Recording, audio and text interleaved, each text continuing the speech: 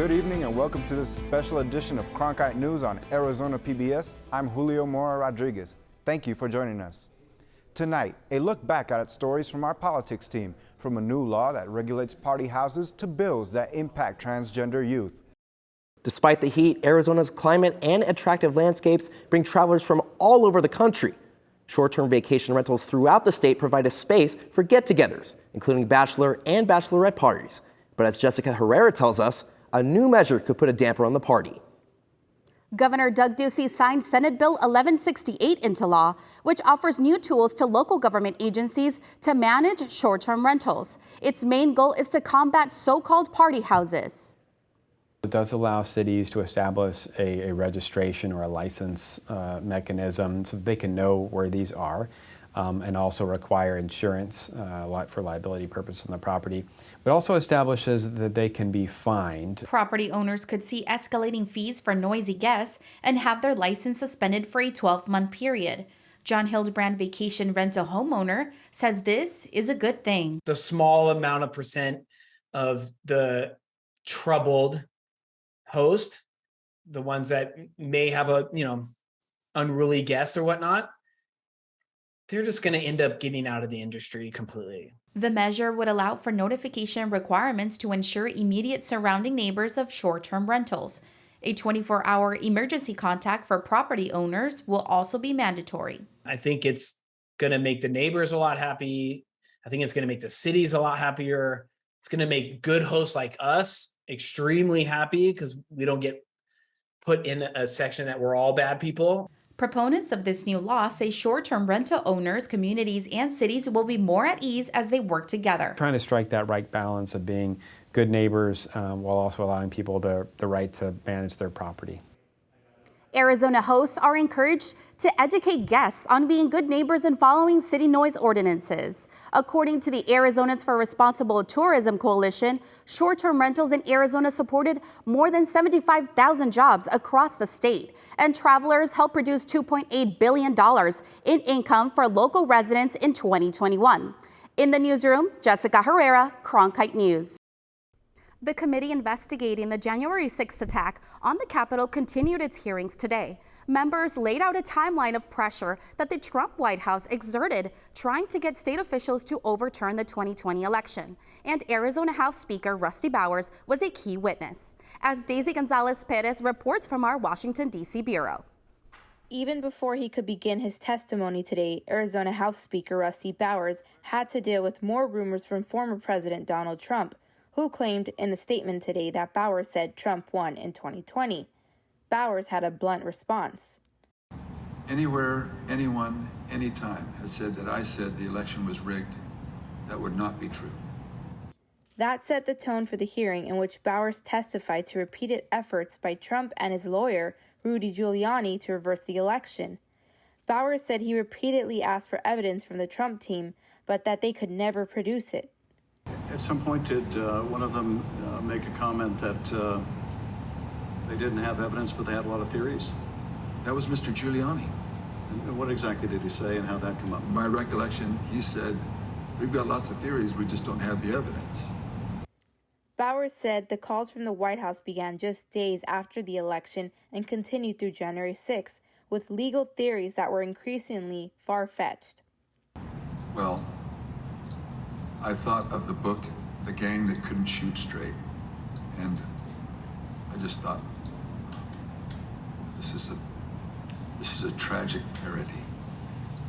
He also said he was contacted by Arizona Congressman Andy Biggs on January 6th, who asked him to support a challenge to the election on the same day it was being certified.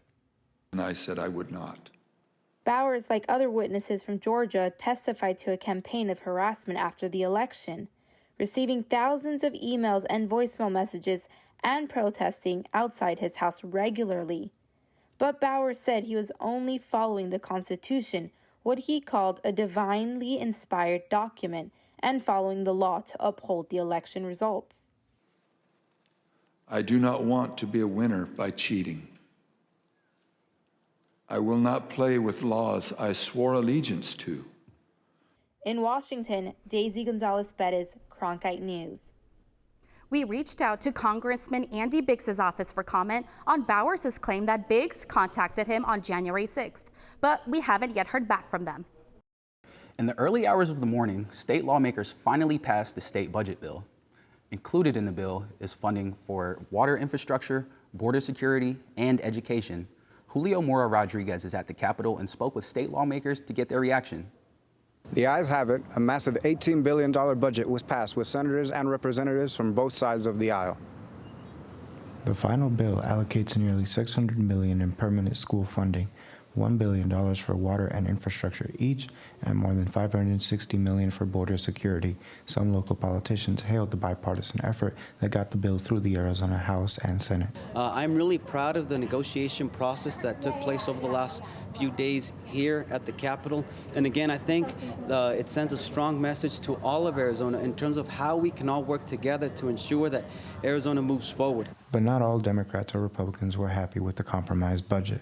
The core issue is that government is bloated, it's spending way too much, the taxpayer isn't seeing a return on that investment, they're struggling, and they want their money back.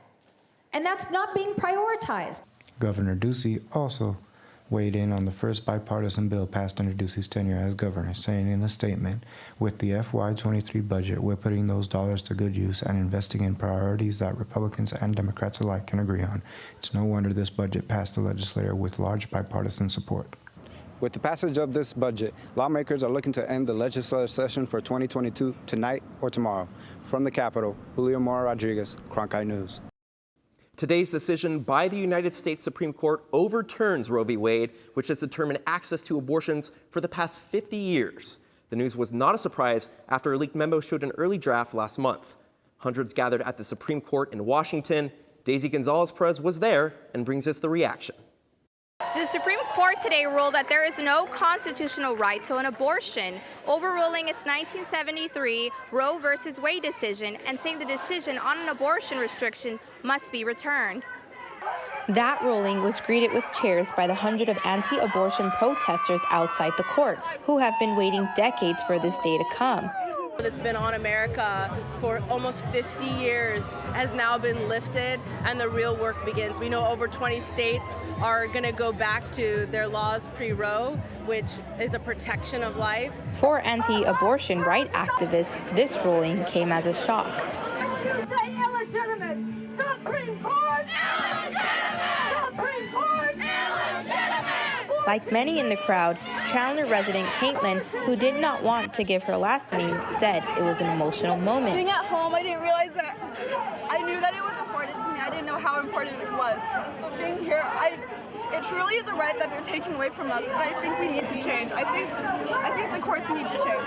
Many of the abortion right protesters here expected the court might narrow Roe, but the 6-3 decision by Justice Samuel Alito said there has never been a constitutional right to an abortion. Roe was, quote, egregiously wrong from the start and must be overruled, he wrote, and abortion decisions should be returned to the states. There's one thing both sides appear to agree on today. The battle over abortion will now move to state legislatures.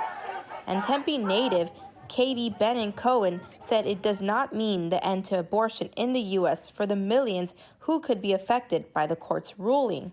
The reality is that there are plenty of women in the United States that will continue to have access to abortions, but it is in the most unbelievably discriminatory way that does violence to the very idea of equality in the United States. At the Supreme Court, Daisy Gonzalez-Perez, Cronkite News.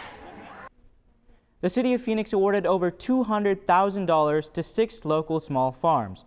The money is part of the Resilient and Sustainable Agriculture Grant, which is focused on bringing more fresh produce to the community. I learned some of this money will help the farms grow even more food for locals. For farms in Arizona, growing produce during the summer becomes quite a challenge. The heat kills them before they can grow, it destroys them. Maya's farm is a small local farm that focused on using the grant money to support more resilient growing practices like covering seeds and soil from the heat, known as oculation. So part of it is exciting for me because we've never had the opportunity to put the farm under oculation, and we're usually a weedy mess by September, and so this year maybe we'll be clean and nice and neat, and we'll be able to jump back on and plant really quickly. Daly provides what she grows to the community and says the new opportunities the grant provides will help her work and contribute a little back to the earth. We are feeding people food that will heal their bodies, hopefully, and heal the environment. Maya's farm is only one of many using the grant money to begin new projects. The Society of St. Vincent de Paul has been waiting for some time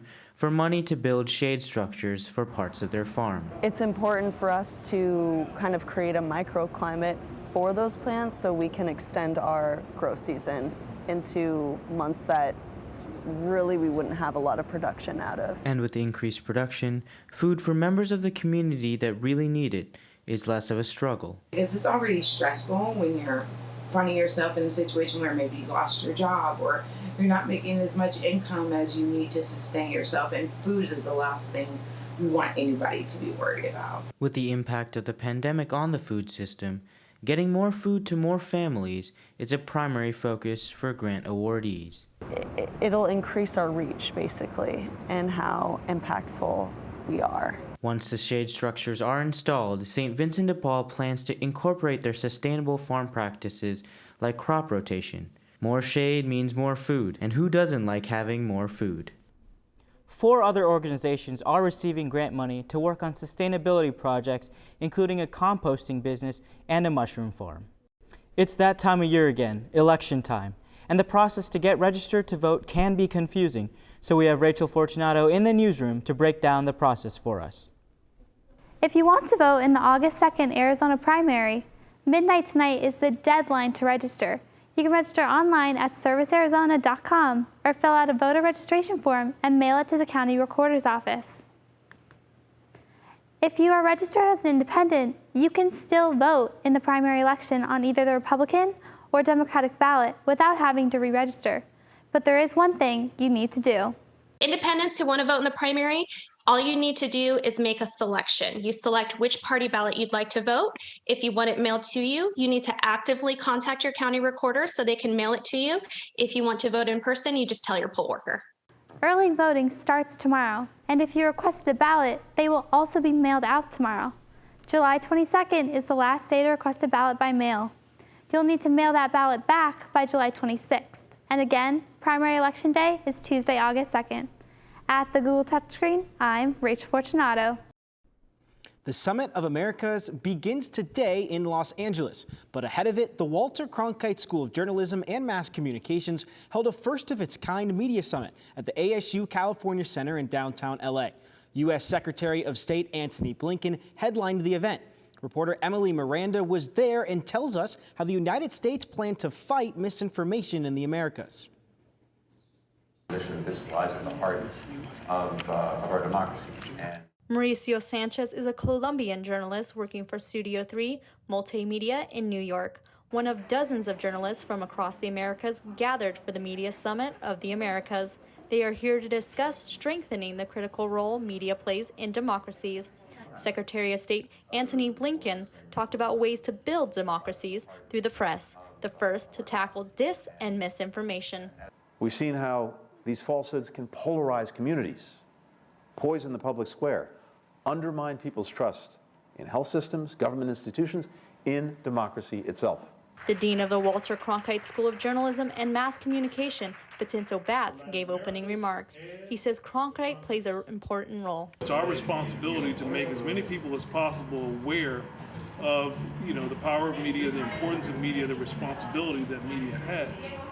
And then to play that, to be an educator and to empower people to utilize media and to, spreading, messaging and accuracy, promoting accuracy. The U.S. Special Advisor for the Summit of the Americas, Debbie Mucarsel-Powell, says free press is in danger in many places across the Americas. But a threat against the free press is a threat to democracy itself, because it erodes the ingredients that democracies need to function. Security is tight here in Los Angeles. Barriers surround the convention center as the Summit of Americas begins today. So Blinken took the opportunity during the media summit to announce a new hub of the Digital Communication Network for the Americas, a tool to fight misinformation and encourage a free press. The same is true for free, independent press across the hemisphere. It has to exist, now more than ever, for the well-being of our people, for the well-being of our communities, for the well-being of our democracies. To help do that, the Biden administration is giving financial aid to at-risk media, including $30 million to the International Fund for Public Interest Media. In Los Angeles, Emily Miranda, Cronkite News. Bat says this event is Cronkite's most significant work so far. He looks forward to seeing what Cronkite will do next and who else they can engage in the process. Common Sense Media, a San Francisco organization with offices here in Phoenix, is sponsoring a bill in the California legislature that would allow parents to sue social media companies over their child's social media addiction. Reporters Emily Miranda talks with parents and the policymaker, who says it could have implications for the entire country. Michaela Medell is just 10 years old. Her mom limits her to less than an hour per day on platforms such as YouTube. According to Common Sense Media, 38% of tweens ages 8 to 12 use social media. Adriana Medell is a single mother who works full-time and says it is her role to monitor her daughter's social media usage. I don't agree with the bill. I think it's really up to the parents to monitor their children's social media accounts. Yet some advocates like Common Sense Media say social media companies know how to target kids in a way parents cannot stop. The reality here is that social media can enter a room where parents can't see into. It's not something that we can stop at the door and say, hey, you're not allowed to enter my house. A bill moving through the California legislature, AB 2408, creates an accountability standard for social media companies. Parents who prove their child is addicted can sue for up to $25,000 per violation. While advocates such as Common Sense Media are ready to hold social media platforms accountable. Companies like TechNet and Chamber of Progress argue that kids under 18 would no longer have access to important online support networks. What they're saying is that teenagers won't be able to spend time with their friends and peers, one of the few solaces during the pandemic. But Medell says her daughter experienced bullying for the first time, and she says lawmakers need to focus on content, not screen time. Just become really something that's, in my opinion, something that's a really dark place for kids, and I do feel like something needs to happen. Dion believes other states may follow with similar legislation. If California can protect its kids, I think other states will have to ask themselves, why don't our kids deserve the same level of protection? In Los Angeles, Emily Miranda, Cronkite News. The bill gives companies an option to avoid the courts. They must maintain quarterly audits to evaluate their practices. If practices potentially cause addiction, they must be fixed within 30 days. After mass shootings in Buffalo and Texas, calls for gun control are being raised again in Washington, and advocates from Arizona in the nation's capital this week to press lawmakers on the issue. Elsa Horta-Reyes has more from our Washington bureau. 11 years after she was severely wounded in a mass shooting in Tucson, former Arizona Congresswoman Gabrielle Giffords was back in Washington again to push Congress to act on gun reform. We must never stop fighting. Fight, fight, fight. Giffords joined lawmakers and advocates today on the National Mall, where over 45,000 vases with flowers were planted to represent victims of gun violence. 5,000 flowers are orange, to represent the most recent gun violence. The rally comes amid a new push for gun control here after mass shootings at a grocery store in Buffalo killed 10 and a school shooting in Texas killed 19 children and 2 teachers. There are a lot of very scared parents and kids out there today. Today's rally was highlighted by leaders of gun reform movements such as March for Our Lives and politicians who spoke about how gun violence has affected their lives.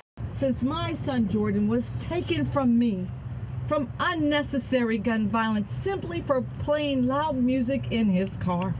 Both the House and Senate are considering gun control bills, but Connecticut Senator Richard Blumenthal, a longtime advocate for such measures, told the crowd it won't be easy. We still have an uphill battle, but we are determined to seize this moment and save lives because we have a responsibility. Giffords, who has been an advocate since the 2011 Tucson shooting that killed 6 people and wounded her and 12 others, called on lawmakers to do the right thing. Stopping gun violence takes courage. After a marathon hearing last week, the House Judiciary Committee gave preliminary approval on a bill that would raise the age limit to buy a gun, limit ammunition magazines, and more. That bill could come to the House this week. Elsa Horteris, Cronkite News. Today's rally came less than a week after President Joe Biden's emotional primetime speech on gun violence, in which he called on lawmakers to, quote, just do something. Connecticut Senator Murphy briefed the president this morning on a bipartisan push for gun reform in the Senate. Wednesday marked the 10th anniversary of DACA, or Deferred Action for Childhood Arrivals.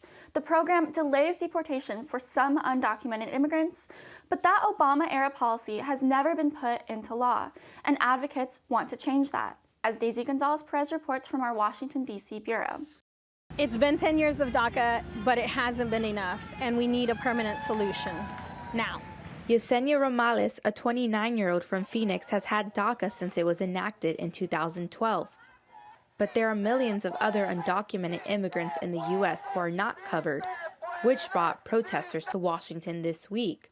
It has definitely granted me a lot of opportunities, but it's also shown me that it's not a permanent solution, and it's not an encompassing solution to our whole community. DACA provides temporary relief from deportation for those who were brought here to the U.S. at a young age. The renewable protection allows recipients to seek employment, get a driver's license, and more for 2 years at a time. But that protection is not permanent, something advocates say has to change. DACA is a temporary relief. It was enacted as such, and a permanent solution, it's due, way overdue now. Advocates say one way to do that would be to pass the Dream and Promise Act. It would make DACA permanent, but also expand coverage to others. We know that DACA is not enough. There are too many people who are living with uncertainty in their status in this country, that face deportation, that live in fear, and that are hiding in the shadows of our society. I think it is time we end that. It would benefit me because I wouldn't have the cloud of like concern and worry over my head constantly. You know, you're having to plan your life in 2-year chunks because that's how long your visa lasts for. And that bill passed the House but stalled in the Senate. Jesus says Chicanos por la Causa will continue to fight for its passage, something Romales said is long overdue. I think more than just asking for a pathway for us, it's remembering that there's more than 11 million undocumented people, and all of us need to have that weight come off of our shoulders. In Washington, Daisy Gonzalez-Perez, Cronkite News. Earlier this year, Governor Doug Ducey signed 2 bills impacting transgender youth. These bills will go into effect within 3 to 9 months. Reporter Valeria Rodriguez takes a look at the impact these laws may have on the mental health of transgender youth. A lot of them are very depressed, not because they're transgendered. That in itself doesn't depress them. It's how they're treated because they are transgendered. Many transgender youth feel targeted after Governor Doug Ducey signed 2 bills earlier this year. SB 1138 prohibits minors from receiving gender transition procedures, and SB 1165 prohibits transgender athletes from competing in high school sports. We are going to see some negative effects to this because we know that,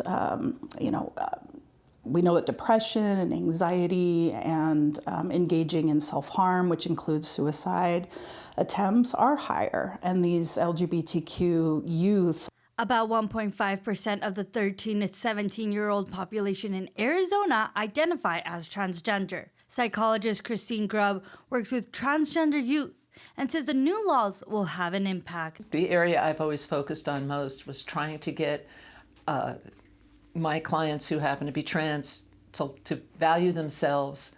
Something that's difficult when you're being excluded. But it is not something that they choose to do. Who would make a choice to be rejected by most of the people in society?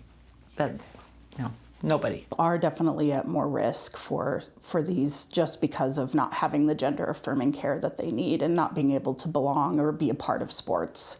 People who work with transgender youth say they need support.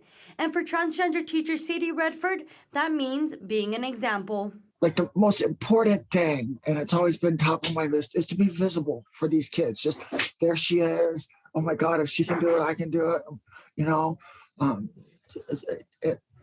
it's just to be there for them. In Phoenix, Valeria Rodriguez, Cronkite News. Arizona isn't the only state that has passed laws targeting trans youth in recent years, but in early June, President Biden signed an executive order aimed at curbing discrimination against trans youth. That's it for Cronkite News tonight. Thanks for joining us. And for top Arizona stories anytime, go to cronkitenews.azpbs.org.